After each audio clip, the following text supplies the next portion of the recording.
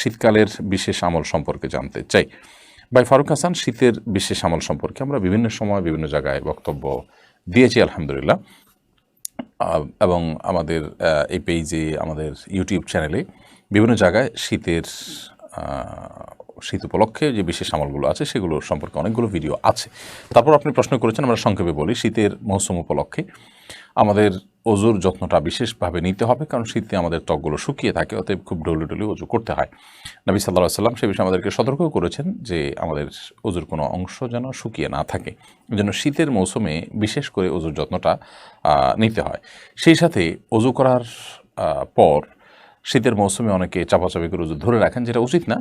চাপাচাপি করে অজু ধরে রেখে নামাজ পড়লে সে নামাজে মনোযোগ থাকে না, নামাজের যে প্রাণ সেটি অনেকটাই নষ্ট হয়। সেজন্য যথাসম্ভব সুন্দর এবং উত্তম রূপে পবিত্রতা অর্জন করতে হবে এবং অজু করতে হবে, অজুতে অলসতা করা যাবে না।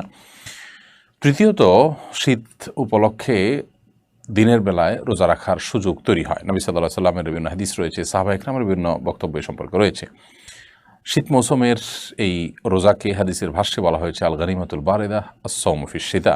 রমাদান শীতের মৌসুমে রোজা রাখতে পারা, এটা হলো শীতল সুবর্ণ সুযোগ, বিধায় এটিকে গ্রহণ করা উচিত। অর্থাৎ দিনের বেলা পিপাসা কম লাগে, মানুষের ক্ষুধা কম লাগে, দিনটা ছোট থাকে, যার কারণে চাইলেই নফল রোজা রাখা যায়।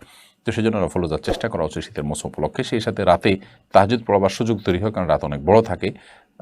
এশার পর দ্রুততার সাথে শুয়ে গেলে ভোর রাতে উঠে সালাত আদায় করা, তাহাজ্জুদ পড়াটা অনেক বেশি সহজতর হয়। সেজন্য সে আমলও করার চেষ্টা করা উচিত। শীতে আমরা মোজা পরে অজু অবস্থা, পূর্ণাঙ্গ অজু অবস্থায় চামড়া মোজা পরে সেটার উপরে মাসাজ করতে পারি। এছাড়া কাপড়ের মোজা যদি হয় তাহলে সেটা চামড়া মোজার মতোই এরকম স্ট্রং যদি হয়, অনেক দূর পর্যন্ত হাঁটা যায় এবং এক প্রান্ত থেকে অপর প্রান্ত আপনার ভিজে না যায়, ভিজাটা অপর প্রান্তে না যায়, এরকম বিভিন্ন শর্ত সাপেক্ষে সেগুলোতেও মাসাজ করা যেতে পারে।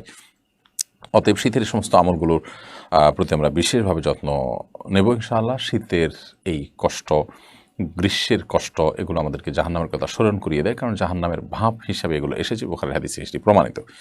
অতএব জাহান্নাম থেকে আমরা পানাহ চাইব শীতের কষ্টে যদি আমরা কখনো অদিষ্ট হই। এছাড়া শীত উপলক্ষে আরও বিশেষ কিছু লক্ষণীয় বিষয় আছে, সেগুলো আমরা লক্ষ্য রাখবো ইনশাআল্লাহ তাআলা।